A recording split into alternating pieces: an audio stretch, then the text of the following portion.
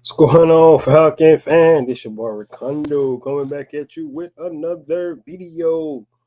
And this is the mandatory mini camp week for our Atlanta Falcons. Yes, this is the last practice they're going to have before they go into their break, before they come back for a training camp on July the 27th. So today on the Falcons Fan Talk, we're going to talk about, mini camp, these last 3 days. They're going to, hook it up, mini camp. And we're going to do a quick recap of the offseason because there's been a lot of things that happened to this Atlanta Falcon team during this offseason. We're going to do a quick recap on it and, get everybody ready for the training camp and see what this team can do in this 2024 season. So, with that being said, guys, if you have not already, go ahead and please subscribe to the channel. Please hit that notification bell so you know I drop another video. Please hit the like button so I know you guys out here that talk about. Then please share my video thought to YouTube universe so more people can come in here and talk about. That's right, these Atlanta Falcons. So, guys, let's get started real quick here today. And like I said, we're going to talk about mandatory minicamp. Well, we all know what mandatory minicamp really boils down to around the league. For the most part, guys start coming in for practice OTAs, right? Is organized team activities, things like that. Well, those things are not mandatory. So a lot of players, mostly veteran players, decide not to attend a lot of those OTAs, right? They like to get in shape during the off season and things like that. Of course, when teams start to have, new schemes and things like that, of course, some of those guys show up. But for the most part, a lot of the veterans don't attend those no OTAs because it's not mandatory. They don't have to be there. They do come. They come a little bit later, right? They don't come to all of them, things like that, because they don't have to be there at the OTAs, right? Well, it's different doing mandatory minicamp. Mandatory minicamp is basically what it says. It's mandatory. Everybody needs to be there, right? This is the last time the team's going to see each other before the off season starts, and training camp kicks off in late July. So everybody's supposed to be there. Everybody checks in. Well, a lot of times you see a lot of veterans around the teams where a lot of players don't come, right? Because it's contract issues, right? They're trying to get another deal, right? So they withholding their services to try to, get the teams to actually pay them and things like that. Well, fortunately, we don't have anybody that falls in that category. We do have some guys that's probably, waiting on a contract. A guy like AJ Terrell, I'm pretty sure he's thinking about, his future contract here. He's playing on his 5th-year option this year. The Falcons get that deal done anytime, so it's really not a big concern. He is getting paid on the 5th-year option this year, but you would expect, hopefully sometime soon here that the Atlanta Falcons will go ahead and make that deal with AJ Terrell, and that will be solidified. So, but we don't have anybody else on the team right now that's holding out, withholding their services for this team. So, everybody should be there, right? Besides the guys that could be nursing some injuries, things like that. For an example, we don't know if Grady Jarrett's going to be out there this week. We know Grady Jarrett is returning from his torn ACL last year, so maybe they had him on return to play. He's been there, but he's not been out on the field. So be interested to see if he's going to be out there this week. They may just hold him out for a training camp. What's going on, Carrie? How you doing? So they could definitely hold Grady Jarrett out for training camp. So we don't know if he's going to be out there. We don't know if our drafted rookie that we drafted is going to be out there as well. He was another guy nursing injury. We know a couple of guys came back OTAs last week. We had AJ Terrell return. We had B. John Robinson return. So wasn't nothing major on any of those guys, but they did return back for OTA. So we expect them to be out there for mini camp. But this is the last point for these guys come in. We know it's been a big emphasis on installing a new offense, new defense from our new coaching staff that's been out there. So this mini camp is going to be important.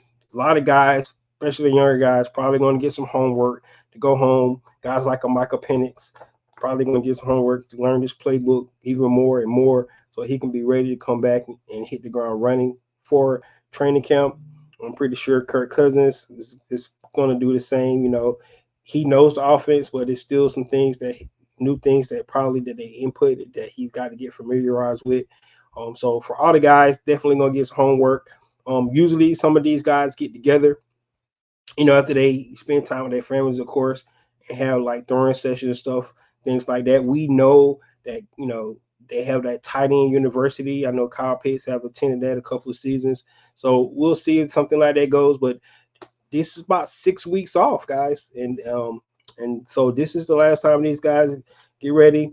I'm pretty sure that the coaching staff is going to give these guys something to to be working on when they get back. All these guys know they need to be in shape because you don't want to go into training camp shape, especially in that Georgia heat, man. It's going to be hot out there this summer. Unfortunately, we only have 2 practices to see these guys this year. Usually we get a chance to see these guys at least 8 open practices, something like that. But this year, only 2 practices. We know they're doing construction at Flowery Branch, so we won't be able to see those guys out there this year. Try to make it to the 2 practices they have. They have one at the high school. I think that's the that first week, and then they have a practice at Mercedes-Benz Stadium as well. So those are 2 practices we'll get to see these guys. So interestingly, we're going to be a little unknown. We're not going to get a lot of eyes on from a fan's perspective this year as we got in previous years, especially with this new coaching staff, new offense, new defense being installed. So we'll have to definitely rely on our reporters and stuff out there on the field to keep us updated. The press conference we get from the team and things like the players and the coaches after practices. So, and then of course be able to get a lot of information from the preseason, right? Which we know is going to be vanilla. It'd be interesting to see where Raheem Morris playing this. We're playing his veterans during preseasons. We know Archie Smith was up and down on getting these guys out there. But we have a veteran quarterback, a pretty veteran, offensive line, things like that. So what's going on, Wallace? So we don't know, the plan, how he's going to play these guys when it comes to preseason time, right? But when we talk about mandatory minicamp, this is the last thing to kind of refine everything you learned during the offseason, doing the OTAs, doing things like that. So when they come to camp in late July, these guys are ready to go, right? So that's the plan. That's what this for. Is to get the whole team together. Like I said, for the most part, I think most of the Falcon players have been here, right? We hadn't had any holdouts or contract, disputes or anything like that. So for the most part, all the Atlanta Falcons players have already been here. But this is mandatory. These guys are supposed to be here this week. So we expect a full roster to be here this week, and we'll get to see, what they have to say, heading out into training camp, right? 6 weeks, guys, gonna be dead. Um, the NFL, the NBA playoffs already is on the way. The Braves are not playing good right now, so it's gonna be a long, break.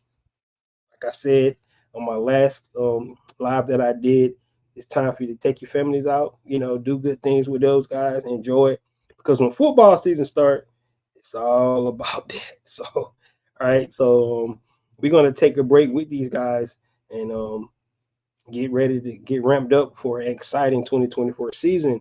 See Carolina Falcons get back into the postseasons. So, guys, that's mandatory minicamp in itself. Going over, refining everything that you inputted and implemented during the offseason, things like that, and send those guys off their way with some homework to be ready to come back to hit the ground running here in the beginning of training camp. So that's where you have it, guys. All right, next thing we're going to talk about the just recap this long off season that we have had with this team, right? Really been a long off season, right? We had a lot of things that happened, transpired with the Falcons from 2023 to 2024. I mean, it's a lot to to talk about, and we're going to talk about. I got like 6 points that I'm definitely going to talk about, from this team, and we'll go from chronological order, basically how everything was laid out this offseason with this Atlanta Falcons team, and just recap it until where we're at today, right? going into mandatory minicamp where it's final. So of course we know we parted ways with our head coach Arthur Smith, right? Don't need to litigate what happened with that, why he was took, replaced and things like that. And we know went to a good long coaching search for the new Atlanta Falcon head coach. Most people thought that Bill Belichick was going to be the guy.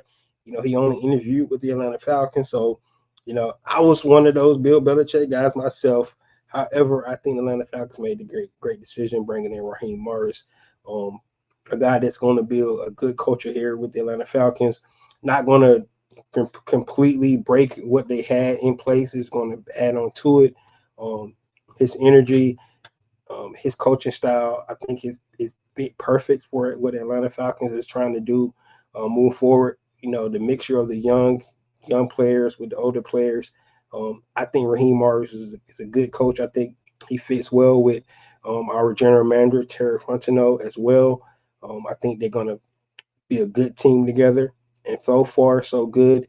They already had some interesting things happen so far that duo, but bringing in Raheem Morris, bringing in his new coaching staff, a lot of guys that I think going to do a lot of player development. Um, get fresh eyes on this team for the guys that stay here. Bringing in new fresh talent. So we're going to see what this team is going to be about. But that was a big inflection point in the season for this team is bringing in Raheem Morris, right? And the expectations are there. It's not like he has one of those new coaching, jobs where you can have time to be able to build up things. No, he comes in where a lot of people felt like the Atlanta Falcons was right on knocking on the doorstep to make have a postseason run, and he comes in and expectations are there right off the bat. So that's to start our season, our off season, of bringing in Coach Raheem Morris. We all know about that. The next big thing was we had to get the quarterback position right. Right now, what our Atlanta Falcons decided to do, we all know they probably overcompensated with that. Right, they went out and got Kirk Cousins, $180 million contract over 4 seasons, 100 million guaranteed. Right, but then they doubled down in the draft. Right, they went and got Michael Penix, started a whirlwind with the national media. Um, Everybody was so confused what's going on. You just paid this guy this money, so on and so forth. We know this, know the story about it. Um, the future is here, along with the present. Quarterback room is stabilized. I don't think we have lots of concern about that room anymore, and we all feel good about the quarterback position moving forward. So they got that right. No if ands or buts about it. The quarterback position is good to go. All right. Then we went into free agency. Right, we didn't know how that was going to pan out. They got the quarterback, and then they went the opposite of what they did the year before. Right, they went heavily on the defensive side. Um, Last year. This year they went heavily on the offensive side, right? They brought in all those weapons, to pair with, our loaded quarterback room that we have right now. And Darnell Mooney, Rondell Moore, Ray McLeod, right? Bringing all those guys in. They even drafted Casey Washington, in the draft as well. So they brought in a whole new receiving core, to pair it with Drake London, Kyle Pitts, who's back 100% right now, and our dynamic running duo with Tyler Algier and B. John Robinson. So highly invested on the offensive side of the ball. Where they invested highly on the defensive ball last year. So that's pretty much where they kind of focus on this team. What's going on, Michael? And so that's how free agency went. It was a quiet free agency. Where we started off with a bang that first week with Kirk Cousins and offense acquisitions, but from that point on, guys, it was really slow. A lot of things that a lot of us anticipated that was going to happen from this team did not happen. Right, we anticipated freeing up cap space to going out and get guys. We all of us thought about that. We thought some guys were gonna get cut. Guys like Taylor Heineke, Lorenzo Carter. Only guy that ended up cutting was Ade Okundeji, right? But that's after they brought in Bradley and Nye. So it was just interesting the decisions that they made during free agency, which kind of gives you an idea when you had a new coaching staff that came in. And like I said, once you get fresh eyes on the team, you know, some of these coaches probably got a better perspective how to utilize some of these guys. So instead of you know cutting a lot of guys, going out and have to get a lot of guys, um, they decide to feel like they can develop some of these younger guys that we have on our team, and we're rolling with some of these guys. So that's really was something different, something that I wasn't expecting personally, and I know a lot of other people wasn't expecting either. We anticipated cuts. We thought it was open up salary. Now we did hear word that they was trying to go out or pass rusher like Daniil Hunter, but that didn't work. It seemed like the Atlanta Falcons always try to get a pass rusher from a veteran pass rusher, but always don't follow through for those guys. But they did go down that route. But other than that, it was really quiet from a free agent standpoint. And which brings us to the draft, right? We already talked about Michael Penix, but then the Atlanta Falcons decided to go heavily on the defensive side of the ball, particular in interior defense. They went and got three big, big, young defensive linemen to pair up with Grady Jarrett and David Amiyata. We know about Braylon Trice, another pass rusher that's going to add to that room, especially switching from a 4-3 back to a 3-4. So it's going to be interesting to see how they utilize that. But the draft was something that was really polarizing for the Atlanta Falcons, especially when they picked Michael Penix at number 8 overall. And then a lot of the guys that they picked in the draft, some people had guys higher on their board. So like I said, it was a really interesting and polarizing draft, to say the least, for our Atlanta Falcons. But in the end, we know how drafts work, right? You won't be able to judge this draft class for another 3 seasons, and I anticipate some of these guys, most of these guys, going to have significant playing time this year with this team because it, just for necessity, they need some of these young guys to be to contribute this season. And I really do, especially on the defensive front. I think having a deep defensive rotation will definitely help out, some of our guys so they won't have to play so many snaps. But you want to develop those guys as well. We talked about the coaching staff right at the beginning, and I think got one of the better development of coaching staffs out there. So we'll be able to see some of these guys that we drafted really pan out and do some good things, right? That's what we're hoping to see. But you know, that's where the draft kicks on. Right after the draft, guys, we had the NFL schedule come out, right? And it was interesting. All the storylines we talked about, we start the season off against, the guys from Steel City, Pittsburgh Steelers, Arthur Smith coming back, Russell Wilson, a new quarterback. That's going to be an interesting game for us. Really good. Atlanta Falcons got 4 primetime games, which tells you what they think about our quarterback position. Last year we had no primetime games, not even a Thursday night football game. This year we got 4, 3 of them like really right off the bat to start the season. So we got a Monday night football game, a Sunday night football game, back weeks. And then we have a Thursday night football game within like the first 5 games. So that's going to be interesting to see. So people are going to see a lot of Atlanta Falcons, a lot of Kirk Cousins. Let's hope he's ready to roll, right? And so they're going to be talking about a lot here these first, 4 or 5 weeks of the season because they're going to be on prime time. So it's going to be interesting to see how they pan out. But that schedule, it's reported that Atlanta Falcons have one of the easiest schedule in the league. Don't see it, but of course they're going off last year's records, right? So, but I think it's pretty tough, in my opinion, to start the season off. So we really want to be able to tell, get a good gauge how good this team could be team is not where they're at in the first month of the season. We know that. You expect them to be hitting all cylinders probably around November, December timeframe. But this still is a gauge for our team to see what they can be and how they're going to be able to, what kind of team they can be, this 2024 season. So um, that's where we're at.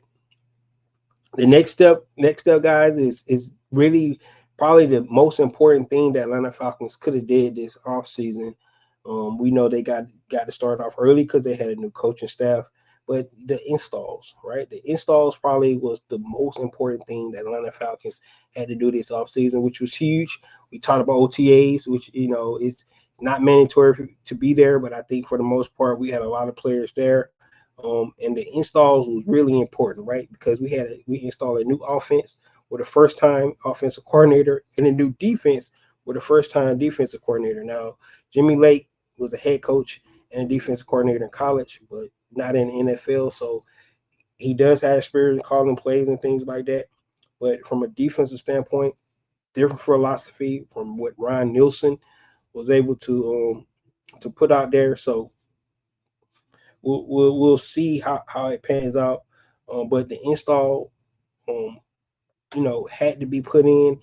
Like I said, this mini camp is kind of trying to finalizing that install piece. So when they get to training camp, all these guys can be ready to go. That's really what they need. They probably are focusing on. But the install was huge, right? It had to be um, going from different formations. Good thing about it, we did have Kirk Cousins, our starting quarterback, who pretty much been in the system. I'm pretty sure he kind of helped out the new offensive coordinator. Made it easier for him, to be able to teach it what he want to see and things like that because Kirk has so much familiarity with the offensive scheme. So, of course, there's going to be tweaks here. You're not going to see the Rams offense. You're not going to see the Minnesota Vikings offense. You know, out of Atlanta Falcons, you see similar things, of course, but we have different personnel. And everybody have a different philosophy how they want to run plays and call plays. So it's not going to be the same, especially when you got a dynamic duo in the backfield. With our two running backs, right? You want to be able to utilize those guys to their full abilities, right? So, where when Kirk was in Minnesota, they might have passed a lot, right? Um, and I think the Atlanta Falcons do have the capacity to pass. They do have the ability to do that. However, you don't want to take away one of your biggest strengths from this Atlanta Falcon team, and that's to be able to run game, right? Because we have one of the best run games in this league, probably top five. So you want to be able to utilize that strength along with being able to throw the ball around. Now, when you have to make the defense honest. That's why I think it's going to be really huge for our team to be able to do this, from an offensive standpoint. So the install on the offensive side probably was a little bit more seamless, um, especially from our quarterback position. Um, keeping a guy like Dwayne Leffer here from the offensive line, helping implement the running scheme, which most of the guys probably familiar with. It's a West Coast offense, so we kind of know, some of the same tendencies that Arthur Smith had, especially when you run the ball. It's probably some of the same, you know, from Zach Robinson offense as well. So not too much, think about that. Now you go to the defensive side of the ball. They was 4-3 last year, going back to 3-4, which is interesting because a lot of the guys that they drafted a couple years back was built off that Dean Pease 3-4 scheme that he was famous for. So guys like Armor Educated, guys like Lorenzo Carter might flourish better, in that role, right? Moving Grady Jarrett all around the line. We know he's probably going to be at the end position. And him and David Amiyata, or David could be that middle, that in the middle, that nose tackle, and Zach Harrison, a young guy, could be on the other end. So that's what you're anticipating now. We just don't know. Nobody been in pass yet. We don't know what to expect from that. So that's one of the things we definitely need to find out and see how, um, you know, that defense is going to shape out. I think the biggest question mark from our defensive side of the ball, we talked about it, the moves they made in free agency and in the draft. They did not address the defensive backfield. So go back to the coaching aspect where it said they fresh eyes on the team. They looked at the players and determined that they like the players here, right? And they want to give these young guys opportunity to prove themselves. Guys like Cartfield III, guys like Mike Hughes. They did bring in Antonio Hamilton Jr. They being brought in Kevin King as well. So they did brought in a couple of veterans, you know, to make that defensive backfield, more full. However, we don't know who's going to be cornerback two. We know AJ is on one side, but we don't know who's on the other side. Um, Also showed that DeMarco Hellum seemed like he has took the reins over from a guy like Richie Grant. To pair with Jesse Bates. We'll see how that unfolds in training camp as well. But that secondary, and I think the biggest thing that really was huge for this Atlanta Falcon team was to retain Jerry Gray, as the assistant head coach and the defensive back coach. So, he was a holdover from the last regime. Of course, Dwayne Ledford. Um, so all these, you know, moves was strategic, in my opinion, for what Raheem Morris was trying to do. Which brings to the last point, um, and it's just trying to build this culture up, right? I think the biggest culture is building confidence, and you can see the confidence building. Um, first of all, from our quarterback, I think a lot of the players um, believe in him and what he's going to be able to, how he's going to be able to get the ball to them, how much how well he took charge of the team right off the bat. You can see the confidence in guys like a Kyle Pitts, like a Drake London. Drake London even went on record saying that he got something to prove. We know Kyle Pitts seems like he's 100% if you've been looking at the videos. Um, Bijan Robinson is always, put out his lofty goals. He's not shy about that at all. Saying that he want to reach that 2,000 mark. So you like the confidence that you're seeing from these young players, right? And I think that goes with you know Raheem Morris and how he tried to build that culture where you expect to be able to be dominant, you expect to win, right? um, Confidence is something that you have to have, right? If you can believe it, sometimes you can achieve it, right? It's just that simple. And if you have any doubts slithering in your mind, right, you try to get that all out, right? And one thing about Raheem Morris, you we seen that first initial video that he had, and one of the things that I like, why not, right? Why not the Atlanta Falcons, right? We look at it, and you can probably say some better teams out there, but when you get to the postseason, right, that means you're playing for a championship. It's just that simple, right? You get to the postseason, you somehow get in, you get in there, right? Hopefully we can host a playoff game and we got to win our division. But, right, the question is, why not the Atlanta Falcons? Why the Atlanta Falcons can't be the team um, to win it all, right? You have to instill that confidence. Every team thinks that to start the season off, but the question is, how many teams really believe it, right? Well, I can tell you, just looking at the vibe around the team, Raheem Morris got these guys believing, right? Um, his ability to be honest with them, tell them up front what the expectations is, but at the same time encourage these guys to be better, right? I'm not saying all coaches don't do that, you just don't know, but you can feel his energy, from his press conference to the little things we have seen, um, talking to the players and from the players themselves what we heard from them. So that culture that Raheem Morris, I'm not saying he's changing, but he's adding to, because it's a mixture of guys who stay here and new guys and coming together, right? I think that the culture that they're trying to build is trying to build a winning culture, right? And that's the whole idea. If you look at it, drafting a guy like a Michael Penix, because in essence they saying that they won't never be in the top 10 again to draft a quarterback.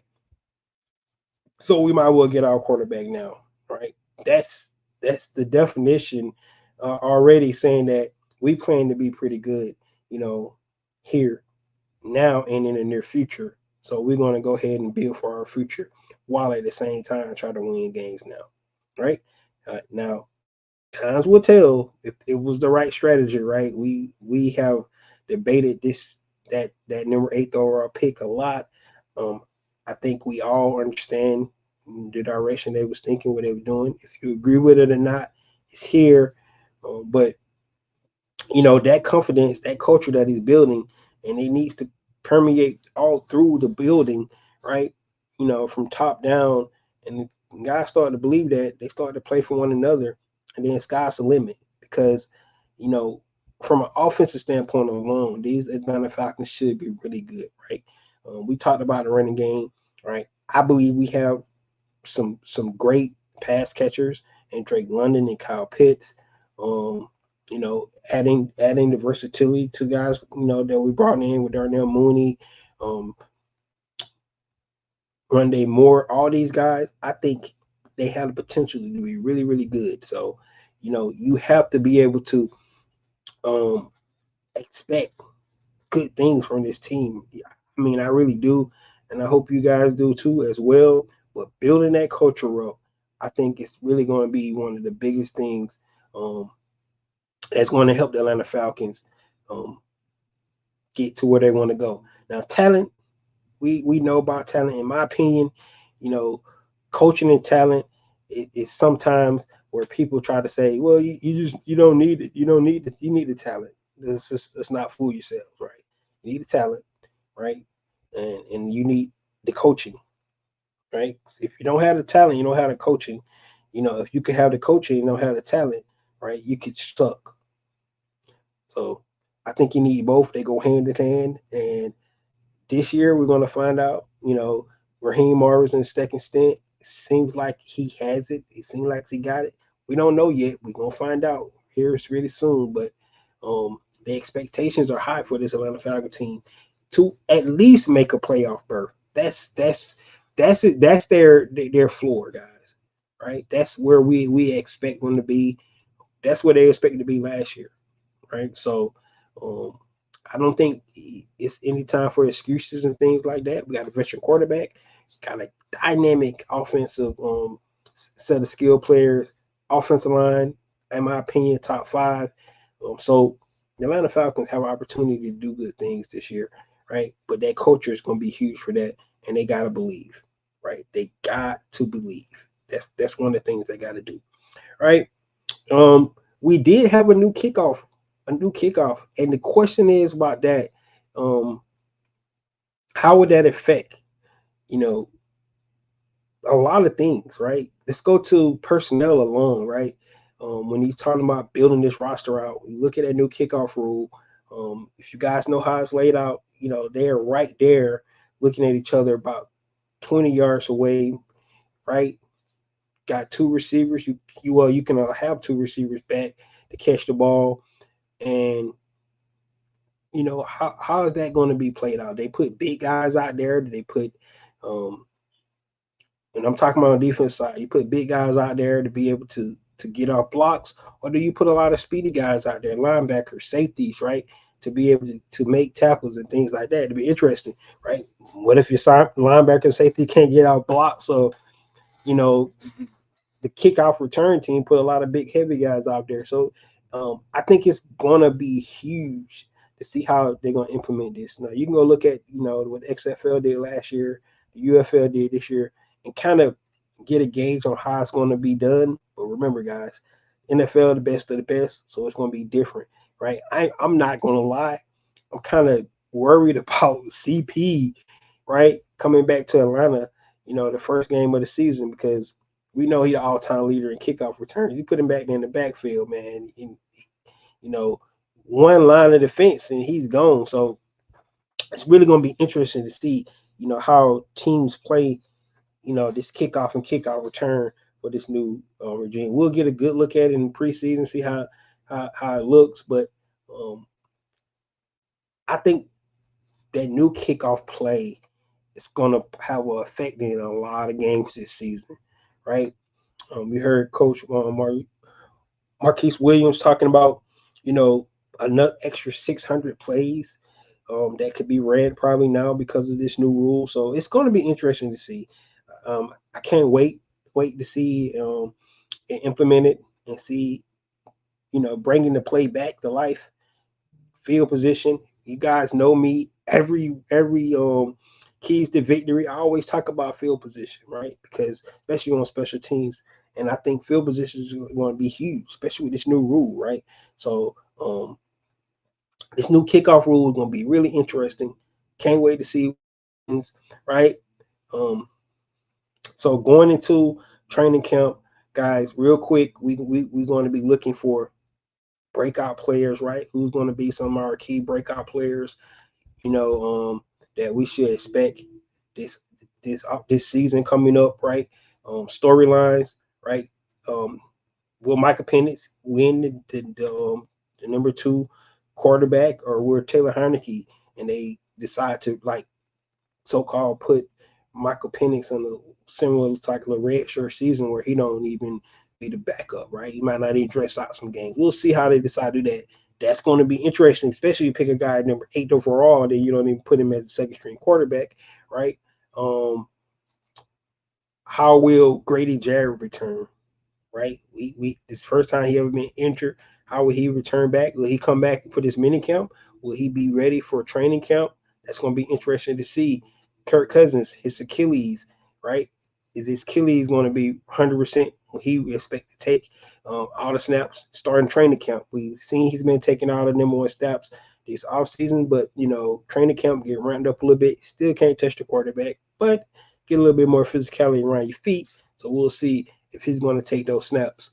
Um, we talked about that number 2 cornerback. That's going to be a big storyline for training camp. Can't wait to see who pans out to be. And then we're going to see with some of these rookie defensive linemen, guy like Braylon Trice, can he, you know, be that pass rush on the other side of Emory Ebiketie, or is it still going to be Lorenzo Carter, right? So we got a lot of storylines to be looking out for this training camp.